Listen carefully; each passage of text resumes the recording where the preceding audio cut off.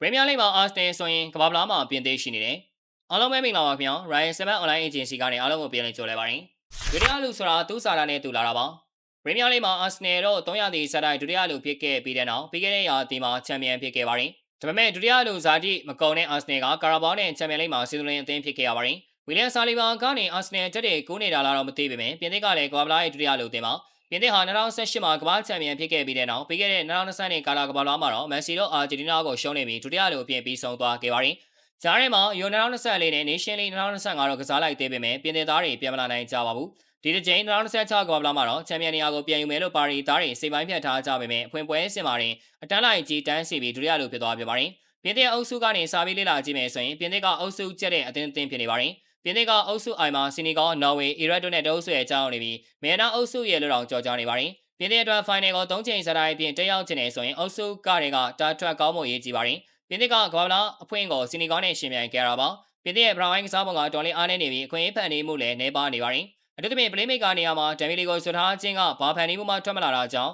Ryan Cherki ကိုပဲသုံးမလားဆိုတာဒီတရာတန်းဖြတ်စဉ်းစားကြပါပဲ။ရာသီဥတုပူပြင်းတဲ့အတွက်ဥရောပအသင်းကြီးတော်များများကပြန်ပန်အသင်းမောလာတဲ့မိနစ်60လောက်ကနေမှစတင်တိုက်စစ်စင်တဲ့ပြာကိုသုံးနေကြပါတယ်။ပြင်သစ်အတွက်ဖွင့်ကို66မိနစ်မှာမိုက်ကယ်အိုလီဆေးရဲ့ဖန်တီးမှုကနေကီလန်အမ်ဘာပေကသွင်းယူနိုင်ခဲ့ပါတယ်။ဘရက်လီဘာဂိုလာကလည်းသူ့ရဲ့ကမ္ဘာ့ဖလားပွဲဥထွက်ကိုရရှိခဲ့ပြီးပြင်သစ်သားတွေဥဆောင်ထားပါတယ်။အချိန်မို10မိနစ်မှာဆီနီဂေါကကာနာဒိုင်းစစ်ကနေခြေပါကိုရသွားတော့ပြင်သစ်တို့တေးကြပဲမှာစိုးရင်ကြရပါသေးတယ်။ဒါပေမဲ့အမ်ဘာပေကအနိုင်သေးချာစီမဲ့အပေကိုသွင်းယူပေးခဲ့တာကြောင့်ပြင်သစ်သားတွေ3-1နဲ့နိုင်ရရှိခဲ့ပြီးအဖွင့်လှပခဲ့ပါတယ်။ဒါပေမဲ့ဒါကပြင်သစ်အတွက်မလုံလောက်ခဲ့ပါဘူး။ဒါမှမဟုတ်အာလင်ဟာလန်ရဲ့နော်ဝေကအီရတ်ကို၄ဂိုးတကိုးနဲ့အပြတ်သက်အနိုင်ယူပြီးဗိုင်ကင်းသားကြီးတွေကိုရှော့မတွက်စေလိုကြောင်းကြွေးကြော်ခဲ့ကြပါတယ်။ဒီဘက်မှာဟာလန်ကထူးချဲ့ခြေစွမ်းပြပြီးအားကြမခံ2ဂိုးသွင်းယူခဲ့ပါတယ်။ဒီတော့နော်ဝေကဂိုးကွာချချက်တာသွားတာကြောင့်အုပ်စုပေါ်ဖြစ်သွားခဲ့ပြီးပြင်သစ်ကဒုတိယနေရာနဲ့ပဲကျင်းနေလိုက်ရပါတယ်။ဒုတိယနေရာရတာပြင်သစ်တွေမကပဲအမ်ဘာပေလည်းပါဝင်နေပါတယ်။အမ်ဘာပေကဒီပွဲမှာသွင်းဂိုး2ဂိုးကြောင့်ပြင်သစ်ရဲ့အတွက်သွင်းဂိုး58ဂိုးဖြစ်သွားခဲ့ပြီးအိုလီဗာဂျီယူကိုကြော်တက်လို့ပြင်သစ်ရဲ့ထာဝရသွင်းဂိုးအများဆုံးစားမဖြစ်လာခဲ့ပါတယ်။ဒါပေမဲ့အမ်ဘာပေမကျော်ဖြတ်နိုင်တဲ့မှာလူသားတယောက်တော့ကြံရှိနေပါသေးတယ်။အမ်ဘာပေကကမ္ဘာ့ဖလားမှာပွဲပေါင်း15ပွဲကစားထားရမှာသွင်းဂိုး14ဂိုးထိသွင်းယူနိုင်ခဲ့ပါတယ်။အမ်ဘာပေကမန်စီရဲ့စံချိန်ကိုကြော်တက်ပြီးကမ္ဘာ့ဖလားရဲ့သွင်းဂိုးအများဆုံးကစားမနေရာကိုစိန်ခေါ်ဖို့ဖြစ်လာပါတယ်။ဒါပေမဲ့အသိမချခင်နိုင်ပိုင်းလောက်မှာတင်မန်စီကအာဂျင်တီးနားနဲ့ကမ္ဘာ့ဖလားအဖွင့်ပွဲစဉ်ပါဝင်ကစားခဲ့ပြီး